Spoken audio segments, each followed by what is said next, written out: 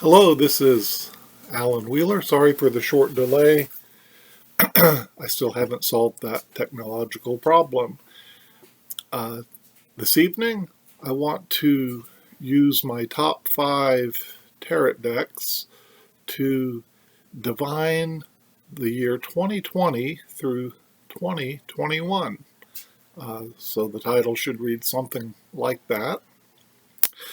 By way of introduction, I've been introducing items from my altar, and you can see here I've got my candles going, incense glowing, and everything out. I've established sacred space here, hopefully in the physical world, the virtual world, and spiritually. So on my altar tonight, these are actually stones I usually carry in my pocket each day. And I've been carrying 3 pieces of lapis lazuli, and they represent for me sovereignty and personal autonomy,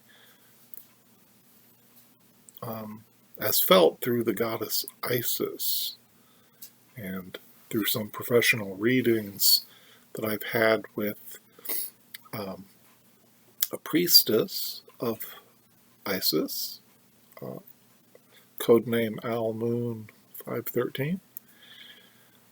I discovered these stones were associated with Isis.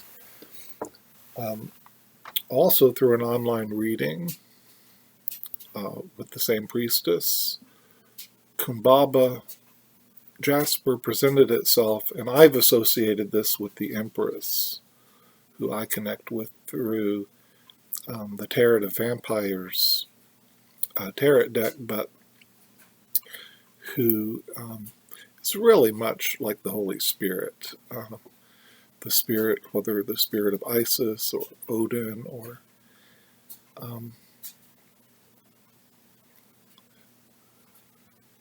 Hecate.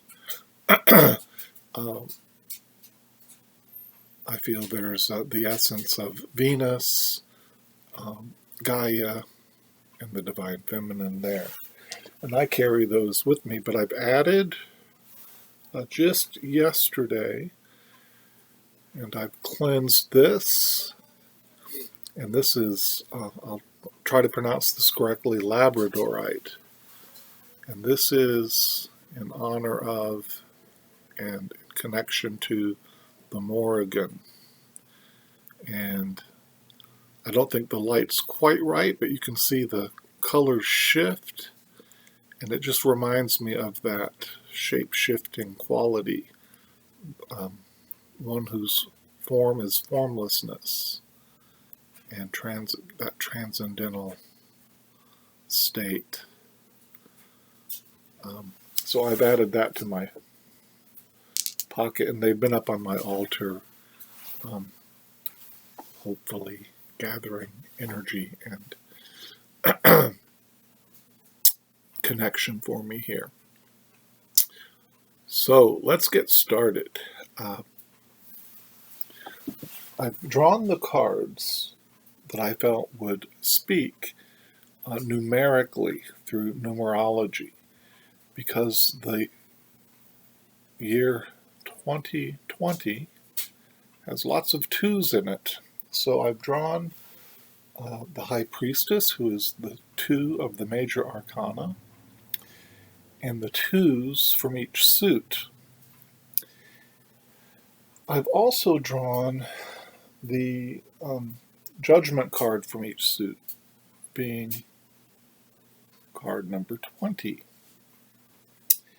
And as we're moving through the year 2020 to 21, I've also pulled the World card, number 21. So we'll look at those at the end.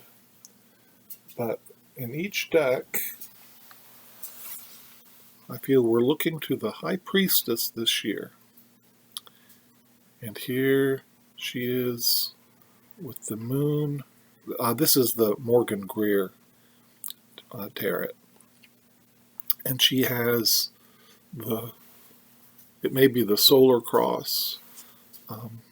It reminds me of the Rosicrucian cross there. And with the 4 points, and the center is centered there.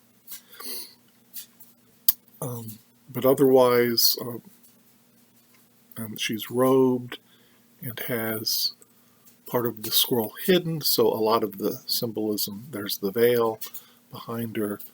So some of the conventional imagery from Rider-Waite-Smith there, but I feel she is calling us to seek inwardly this year. In the year coming up, here's the same crescent moon at the feet. This is the alchemical tarot, and also the crescent moon on the headpiece there. Similar robes, but this figure is calling to silence. There's the full moon in the sky. She's on the sea there. And so there's something esoteric here. A calling to look inward this year. So perhaps we need to look within ourselves to gauge the truth, that inward compass. The Tarot of Vampires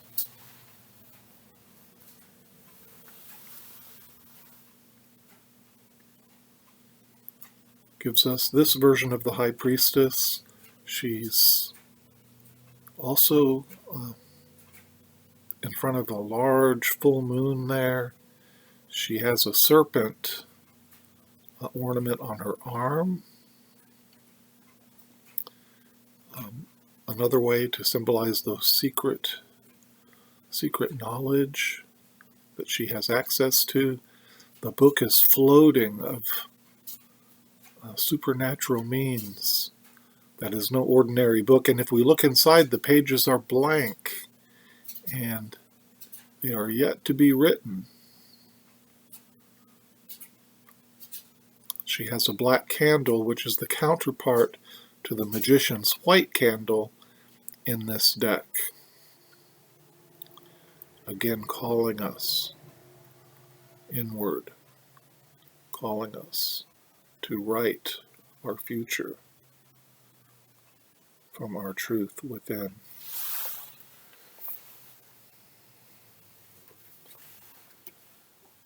Next,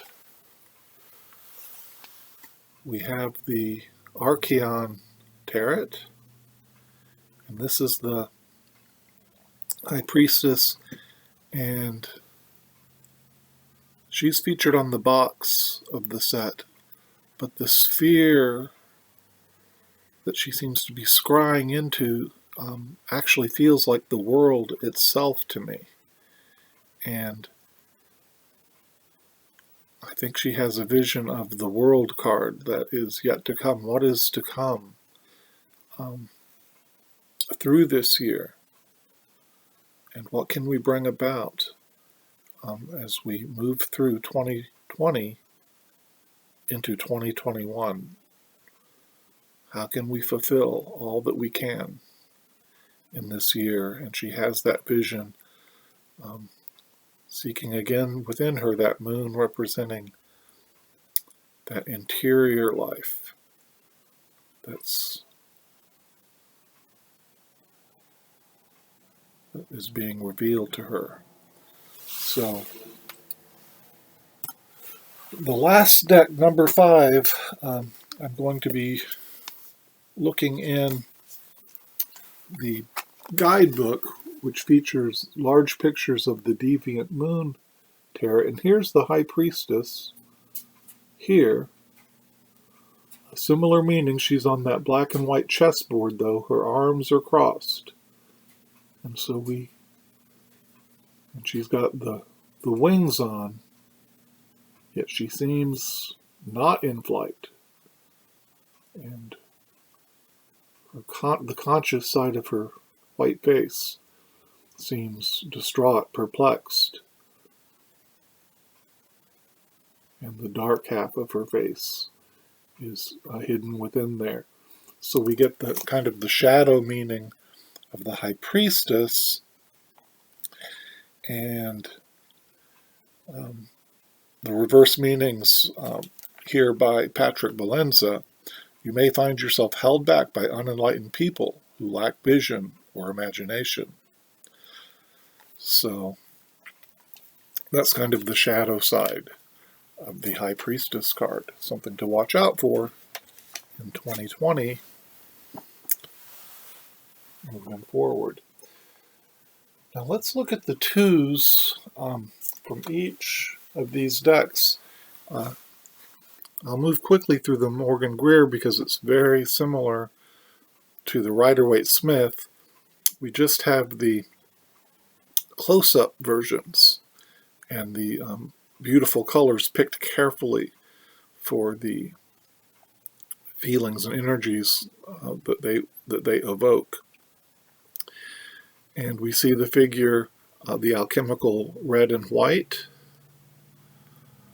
of the roses and lily here in balance as a seal or signet on this shield. Like the High Priestess we just saw, he's holding a globe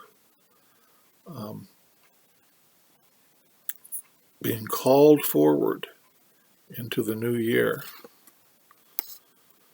Here's the harmony of the two cups, the balance of opposites coming together, the dialectic and debate, whether between people or within the individual, to come to a decision. And there's the waters of the High Priestess and the moon in the background as these thoughts either synthesize or come to terms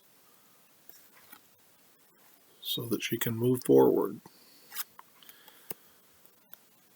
And here's the high rocky seas with the boat tossed on them as the figure juggles two pentagrams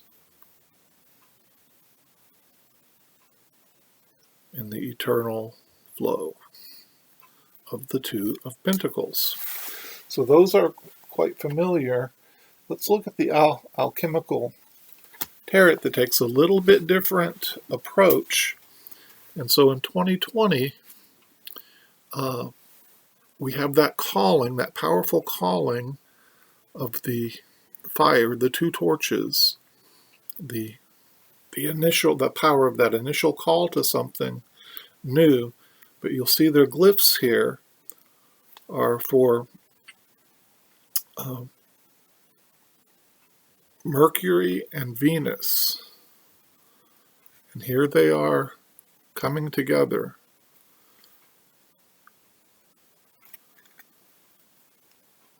The two torches coming together as something new is begun.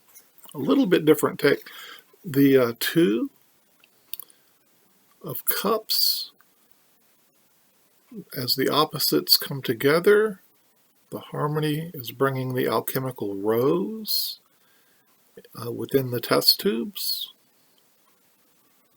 So there's the potential this year to bring balance and harmony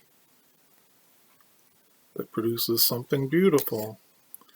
Again, the clashing swords here are bringing the Athena's owl of wisdom.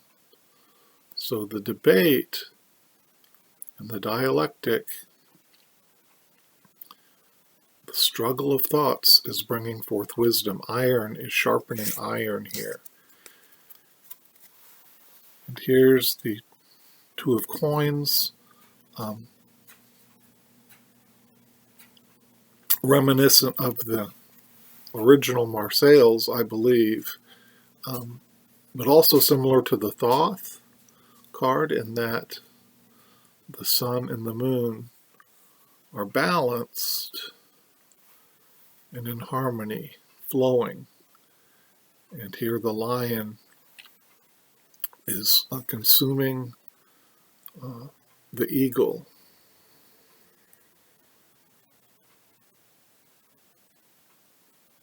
Evoking the Ouroboros and that continual cycle. So, like the twos in the other decks, these are suggesting kind of a new beginning of some kind, a new calling of some kind. This is the Tarot of Vampires, the Two of Scepters. And there's a soldier here standing on a battlement. It looks like the Great Wall of China. And he's got his spear planted in front of him. And it's a very fiery scene around him. So there's almost a call to some kind of struggle,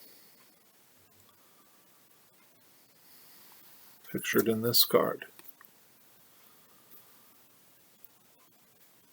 Again, harmonious feelings are shown in the Two of Cups.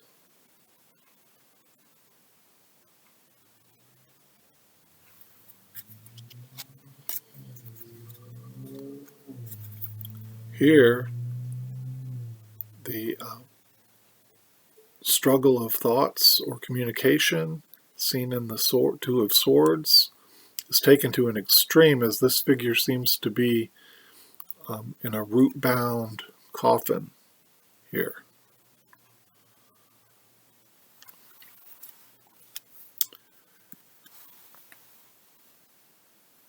And again, emphasizing the harmony. The Two of Skulls shows the young woman looking in the mirror, and this is perhaps the most balanced card in the Tarot of Vampires. And we have the Ouroboros around the mirror. We have the shadow reflected in the light, and the white figure standing in the darkness, a kind of yin and yang, suggesting that balance and flow need to be attained in 2020. This is in the physical realm, the material, home, family, heritage, job, money, in the actual physical realm where we live, attaining this balance. Finally, in the Archeon Tarot, let's look at the twos. And the Two of Wands is dark. It's hard to see, but the figure almost, sorry for the nakedness if that's any offense, but the figure almost looks like Hecate here in a dark forest with two torches. And it gives that crossroads feeling, standing at the crossroads and taking that new path. The Two of Cups just shows one individual, and I'm sorry again if it causes offense, but it's almost as if the focus is on the symbolism of the breasts and the internal harmony, since there's just one person here, coming into balance of feelings, the nurture that might provide. Here the figure is dancing, either amidst the sun and moon or a full moon and dark moon, but the dance of the figure has achieved a kind of equilibrium and harmony.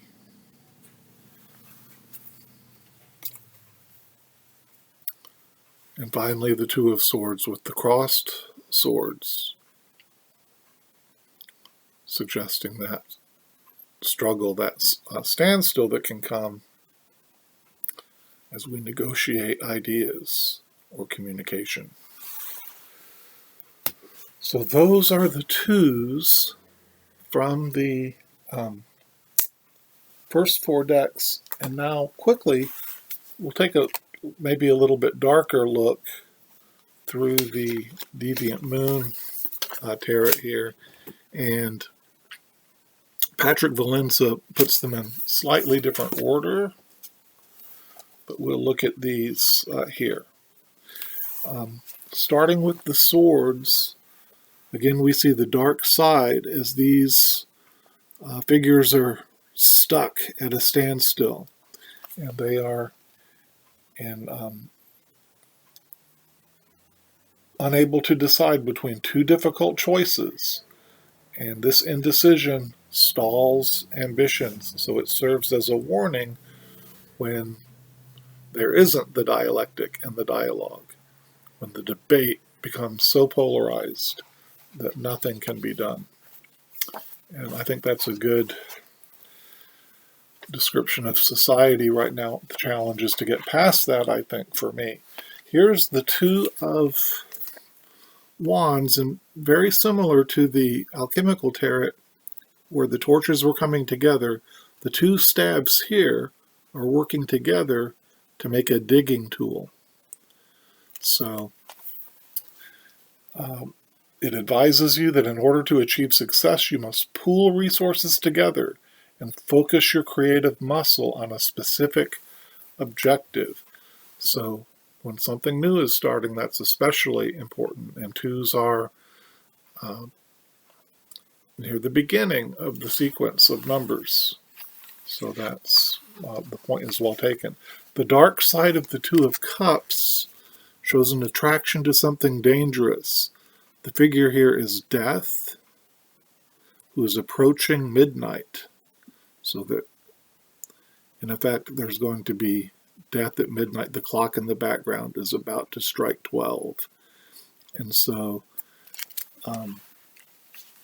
sometimes we can be drawn and attracted and coming into relationship with things that are not at all positive, as Patrick Valenza shows us the dark side of the Two of Cups, a warning for 2020. And then the Two of Pentacles, and we have another dancer who's in the flow and is managing to balance those two pentacles, and they are in balance and harmony, but it's taking her effort trying to manage these two areas and to get them to go together. So yet another challenge for 2020. I believe I hit all the twos in all the decks. In the last 6 or 7 minutes here, I just want to look, I think that really speaks to me for how to be operating this year. And it could be that the twos are telling us to keep trying. Try that second time. Don't give up the first time. Kind of that calling of the wands at that crossroads to keep persevering. Also not to despise small beginnings. And when it takes double tasking, when it takes working out two conflicting areas, to do that in those small beginnings, like the small flame, like the new relationship. Remember that not to break a bruised reed, not to snuff out a small flame when it is starting. So it may be a time to choose, to decide to confirm callings, that high priestess is saying, remember that personal sovereignty. Remember to check that conscience and internal compass. Um, being authentic, finding truth within the self, and living in that authority and that autonomy in balance with others. So that's a great challenge for the whole year. But now let's look at the culmination. And I said I would pull out the Judgment card for getting through 2020 and the World card for 2021. So let's look at those in each deck. And here we see the trumpet blowing and the figures, the blue figures rising from the coffin in the water, the familiar imagery of the Rider-Waite-Smith deck captured by Morgan Greer. And we see the familiar world, the victory wreath, all of the elements coming together on top of the world, that mountaintop experience. So this speaks to me that answering the call and balancing the different elements in 2020 are going to bring things to light. Letting go of what no longer serves and rising up. If successful, 2021 will bring a new beginning in that rewarding experience of the World card. The Alchemical Tarot uses much the same imagery. This time, instead of the wind blowing the trumpet, there's an actual angel. It's a mixture of Christian iconic and esoteric symbolism here, as the cloud has the one eye watching over. The Ouroboros encircles a skull, and from that seed that has died here rises new wheat growing up. So the old is gone and the new has come as the figures are rising up out of the ground here. So leaving what needs to be left behind. And again, in 2021, we see the world experience. And in the Alchemical Tarot, it's the end of the alchemical process here. And we see that rose of perfection and the Rosicrucian cross there.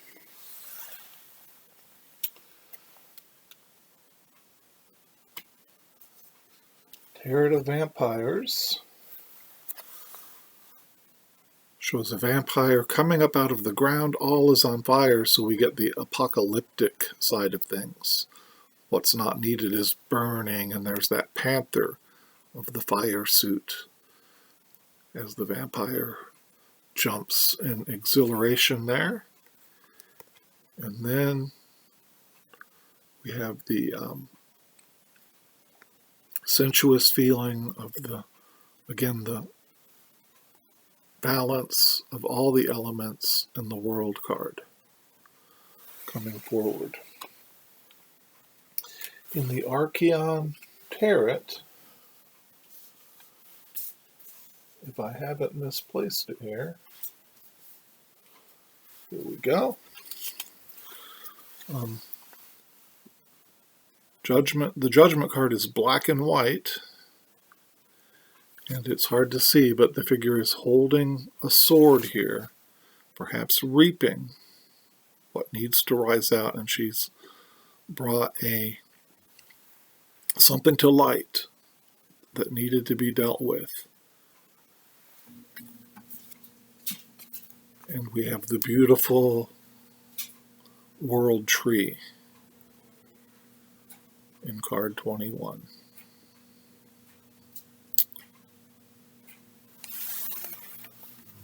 So I'll close with the Deviant Moon, which should give us the more challenging side of things. And here's the Judgment. Here's the picture of Judgment. And again, we have the angel blowing the trumpet, and he's calling these earthlings to new spiritual life according to the guidebook. But one figure clings to the past and the old things. One strikes his forehead. Oh, I should have known it's all true. But he can't bear to look at what's offered and the new things to come. While one figure is begging forgiveness because he wasted his days. So this is according to Patrick, and he gives kind of a dark picture of this.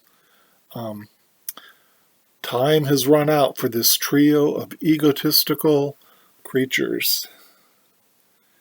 Their souls have been dead long before the demise of their physical bodies.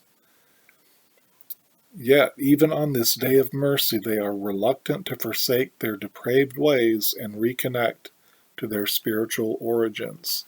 So, they are coming to the